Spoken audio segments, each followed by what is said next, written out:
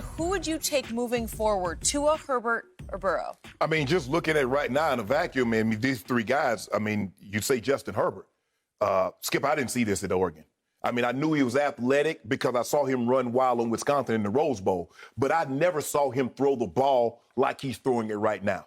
And I guess that's the hardest thing is that when you project, Skip, you're like, this guy could be really, really well. And that's what they did with Daniel Jones. It's like, well, he's throwing the ball well, but who is he throwing to? No, none of these guys from Duke is going to go play in the NFL. And so that you got to factor that in. Says, okay, once you put talent around him, I'm looking at Justin Herbert. Skip, he's second in the league in passing yards behind Russ. He has 17 touchdowns, 5 interceptions. I did not see this.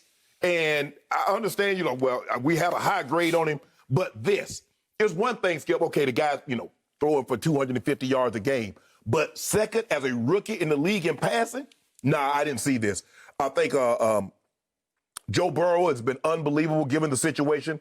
And I like what I saw with Tua, and I believe he's only going to get better as we move forward. But right now it says, okay, Shannon, you got one. I'm gonna take this kid at the Chargers. And moving forward, Skip, do you trust Cincinnati? Do you really trust Cincinnati? I just hope A-Lin can turn this thing around, my former teammate, with the Chargers, and continue to grow. But I like Tua. I just think Tua's going to improve. He's a little behind where the other guys are because this is only a second start. But, Skip, the comparison's going to be there. It's going to be like 83. You got Kelly, Marino, and Elway. And you hope it's going to be. No, but I'm saying that's going to be the comparison. Right. But Tony Eason and Kenny O'Brien was also in that draft. And then you get 04, where you got Eli, Phillip Rivers, and Big Ben. And so now you have another, set. And you, like you said, hopefully they're like this. But the question is, when you look at the 04 draft, Skip, who do we say the best? Because Eli has 2 Super Bowls with two Super Bowl MVPs. Big Ben has 2 Super Bowls with no MVPs. And Phillip Rivers has a ton of yards and a ton of touchdowns. So ultimately, how are we going to measure these guys is going to be by championships. Because, and do we believe, I think Tua has the best chance to get the first championship. I don't see Cincinnati. Cincinnati and Super Bowl don't even go together. They did once upon a time. Back in the 80s, Kenny Anderson and Boone, my former partner at CBS Boone. Yep. Like you, I watched Justin Herbert a lot at Oregon. I didn't remotely see this. I saw him too often in big games in the Pac-12, just come unglued. Skip, not to cut you off, but you remember they opened the season. They played in Jerry World. They played Auburn. They did. And I'm like, y'all talking about this guy could possibly be the number 1 pick in the draft? Nope. No way. He would unravel, big turnovers, big moments, sort of go blind, just didn't seem to see the field. I don't know what it is about pro football that suited him, but this suits him. I also think that's a good football team. Yeah. There's a lot of pieces to the puzzle there. They got some weapons. Which is why I couldn't believe they didn't go get Cam. I thought this is made for Cam, SoFi Stadium. Right. And I thought Cam could take this team places. They could go a distance in the playoffs. But instead, they go 6th overall. They pick Justin Herbert, and it looks like not a good pick. It looks like all-time great pick. You got Keenan Allen, you got Hunter Henry, you got the Williams kid, they got Eckler. Skip, they got some talent. And Eckler's not even there right now. Right, but I'm saying they got some talent on the offensive side. Okay, he doesn't have much to show for it yet in his record because he's 1-6. Right. But 17 touchdowns to only 5 picks. You can live with that. 6 feet, 6 inches tall, and he can run. Yeah. So he's averaged 5 yards a run on 33 carries. That'll work. His QBR is way up at 73, and he's lost 6 games, and he still has a QBR 73. They should have won Sunday, Skip. He had the guy that got dropped when he hit the ground. They should have won about 4 of them. Yeah, they really should have. They really should have. I got it, and I hope your man survives, Anthony Lynn. He got to go and get some wins. Okay, I dug in on Joe Burrow before the draft, and I'm still there. I would still take him long-term over Justin Herbert, and it's because his degree of difficulty is so high. It's not a good football team. In fact, it's been a divided football team. Carlos Dunlap, somebody's always unhappy and wants out, right? Everybody wants out. Yep.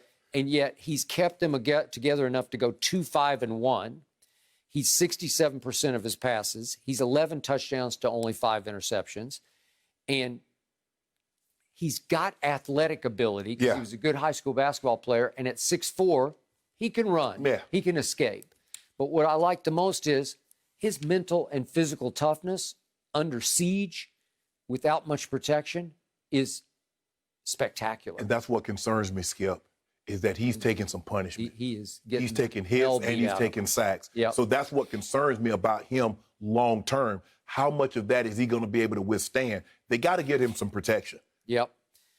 He's got swagger, he's got competitive fire, and he's got accuracy. You can't teach it or coach it, but he is deadly accurate. We saw him go on the greatest run through the college, sort of the second half of the college season we've ever seen anybody be on, including Kyler and Baker before him. No quarterback has ever had a season like this. No, never. And he has done even better than I thought he could for a really bad football team. And to your point, I hope he just doesn't get flat out hurt where he just can't go anymore. But if they do have another low pick and they can begin to build around him and get him some protection and some more weapons, boy, I just love how he's made. I love his makeup as much as his physical ability. Because you look at Justin Herbert in college, in the Pac-10, Pac-12, whatever they call it, they throw the ball a bunch. He averaged 248 yards passing a game. You look at Joe Burrow, he averaged 378. Tua averaged 315. So you expect these guys to be able to throw the ball, but 248 in college is nothing. I mean, they're like, you threw for 248 a game in college? Where you play? Yeah, who are you talking about? Are these guys like last year, Justin Herbert averaged 248. Oh, yeah, last year. I know, I got it. Yeah, and I'm like, if you say you threw for 248, they're like, what'd y'all run, the wishbone? No, now he's 307, which ranks second third. Behind Russ. Yeah, well, it's third most per game, but his total yards are behind Russ. I got it. Joe Burrow's averaging 284 a game, which is really good for a bad football team. Yes. So I would stick Burrow, Herbert, Tua. Tua did impress me at Arizona. Doesn't exactly have a rifle. No. It's a soft arm. It's like soft ice cream, but he's accurate. That's all, you like that soft serve? Yep. You know who served more ice cream than anybody? Dairy Queen and McDonald's. But the McDonald's machine is already always broke, so they go to Dairy Queen. Is that what they do? The most ice cream, soft serve. Really? Yeah, I love them soft serve. Yep. I used to when I was a little kid. They dip that thing in that chocolate. Oh. It freezing. It's the best. Yeah. Don't do it anymore. Well, you don't do it? No, I don't do dairy either, Skip. I can't do it. Sorry. Makes me congested. Does it? Yeah. It just would make me fat. I don't want to get fat. But Skip, if you got to enjoy yourself, man, live a little bit. I do frozen yogurt. It works. It's almost like soft ice cream. Maybe not. You guys are talking to the biggest Dairy Queen fan around. Oh my gosh. As a kid, I would still go there every day if there was a Dairy Queen close by, just so y'all know. I'm not too concerned. I'm just going to work it off another day. And for the record, I'm glad that you guys are finally on the Justin train. I was telling you to expect great things. I just want to remind everyone.